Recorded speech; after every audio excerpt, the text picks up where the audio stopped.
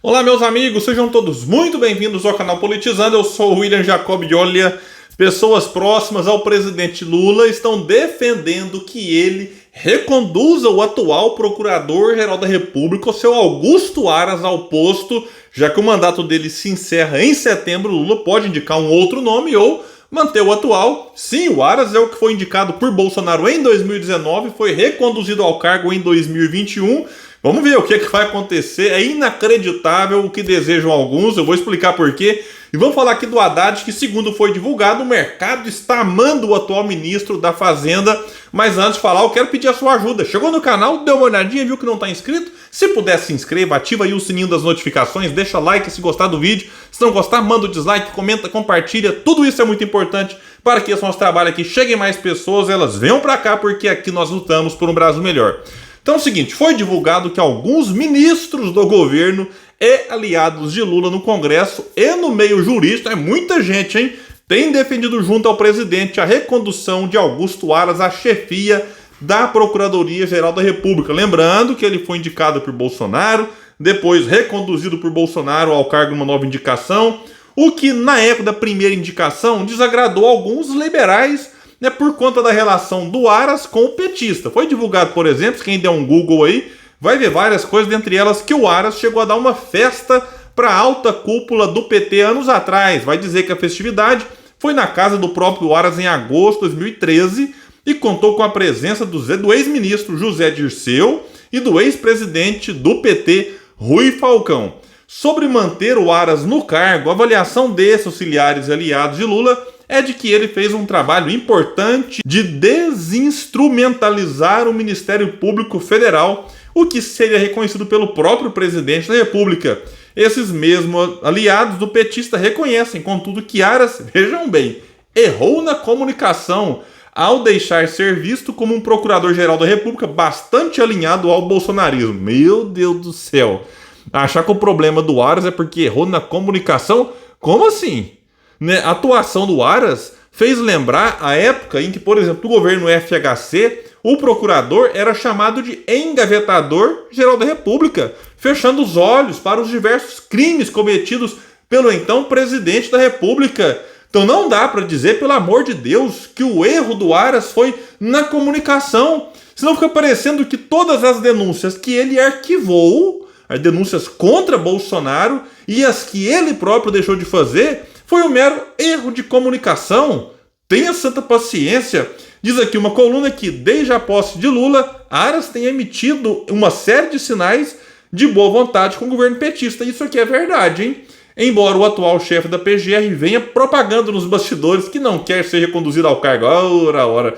O golpe tá aí, cai quem quer. O procurador também mantém relação próxima com ministros de Lula e parlamentares do PT e do Centrão, aliados ao presidente. Sobretudo aqueles que são da Bahia, estado natal de Aras. Outro colunista chegou a divulgar que o senador Jacques Wagner tem atuado nos bastidores e diretamente lá com o Lula em prol do atual PGR. Alguém pode pensar, William, mas se o Aras é petista, como dizem alguns liberais, como o Nando Moura, quem assistiu um vídeo do Nando Moura falando do PGR, vai falar, o petista que o Bolsonaro indicou, o MBL também, membros do MBL já falaram isso.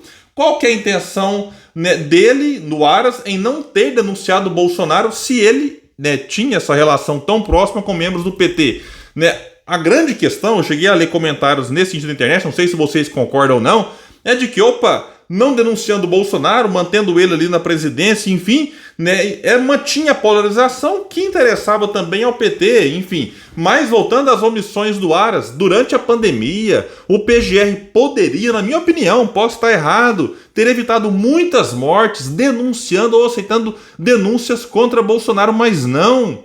Foi arquivando, foi sendo omisso, conivente com a política negacionista e a postura pessoal do presidente, que sim, para mim atua ao lado do vírus e não contra o vírus, enquanto quase todo mundo, tirando os negacionistas, faziam a sua parte, Bolsonaro dava um show daquilo que não deveria ser feito, era um espetáculo de negacionismo e o Aras achando tudo normal. Para ficar só nesse período, eu poderia trazer outros pontos aqui bastante questionáveis da atuação do atual PGR, mas aí o Aras também acobertar os crimes de Bolsonaro, muitos dizem que pode ser algo que interessa né, a quem está no poder, seja ele quem for, olhar para um PGE e falar, opa, isso aqui tem como tradição arquivar denúncias. E aí, caso Lula cometa, não cometeu ainda, como dizem alguns aí que estão pedindo impeachment do Lula, agora banalizaram. Qualquer coisa, a pessoa espirrou, quer pedir impeachment também. Né? Eu já gravei sobre isso aqui. A gente tem que ter muito cuidado para não banalizar pedido de impeachment. Né? E aí, o que acontece? Então, né, poderia, caso Lula cometa algum crime no futuro, o Aras, opa, como tem essa tradição de arquivar, será que não seria interessante? Né? Há também quem aposte nesse sentido, não sei o que vocês acham.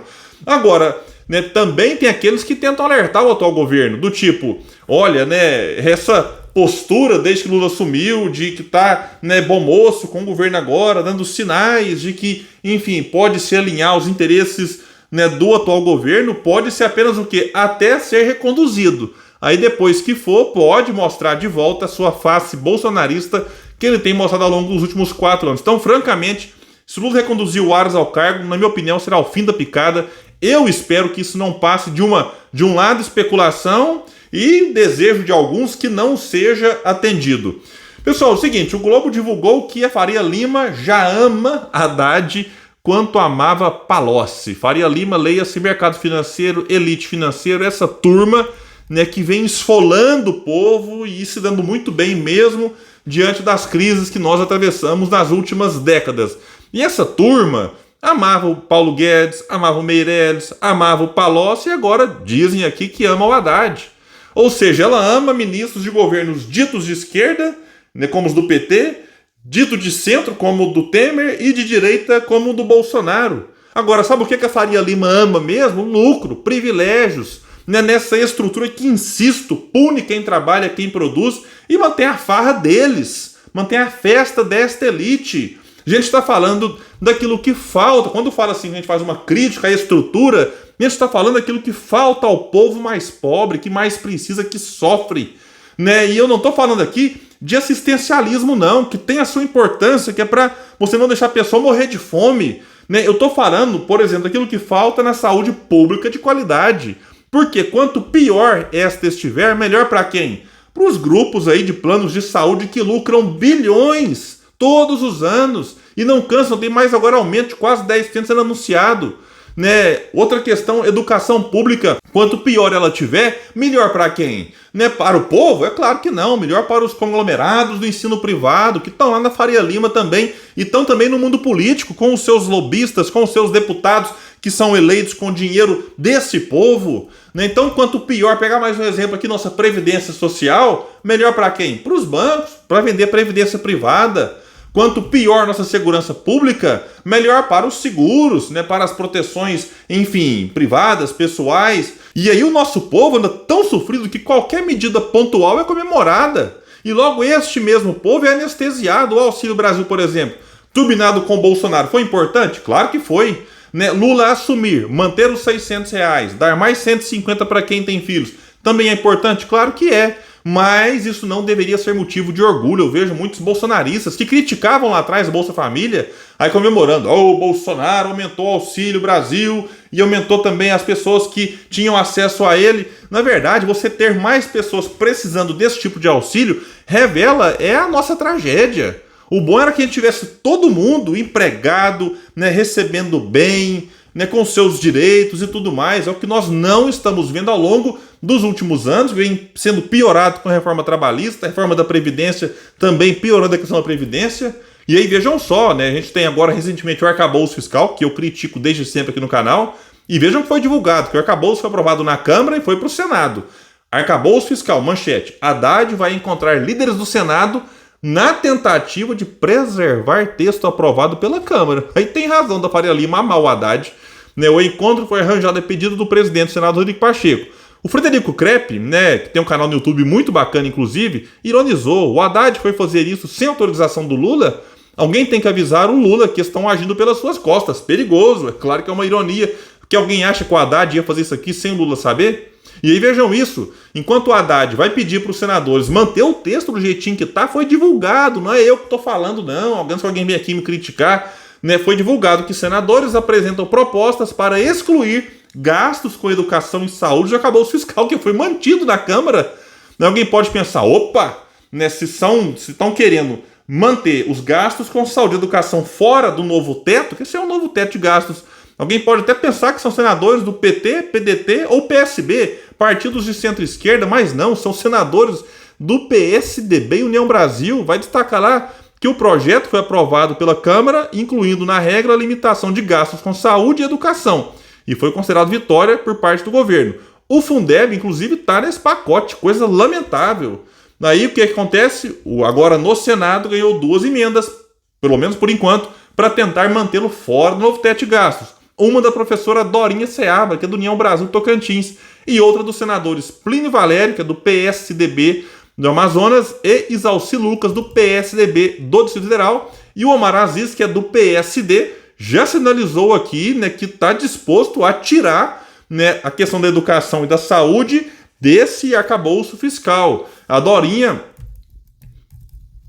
Então é isso, pessoal. O governo argumenta que, tem que ser aprovado do jeito que está, para ter pressa, para ter celeridade. Só que, peraí, a pressa nesse caso aqui significa o povo ter menos recursos para saúde e educação. Então eu, particularmente, defendo, né, tomara que o Senado consiga tirar essas questões aqui, melhorar esse arcabouço que já foi enviado pelo Ministério da Fazenda e Planejamento, né, na minha opinião, muito ruim, muito tímido. Aí num Congresso conservador pioraram a situação e agora talvez o Senado, eu espero que sim, consiga melhorá-lo. Então é isso, pessoal. Eu fico por aqui. Quem puder, compartilha o vídeo, espalha. Vamos trazer mais pessoas para esse espaço, porque aqui nós lutamos por um Brasil melhor. Valeu, gente. Até mais.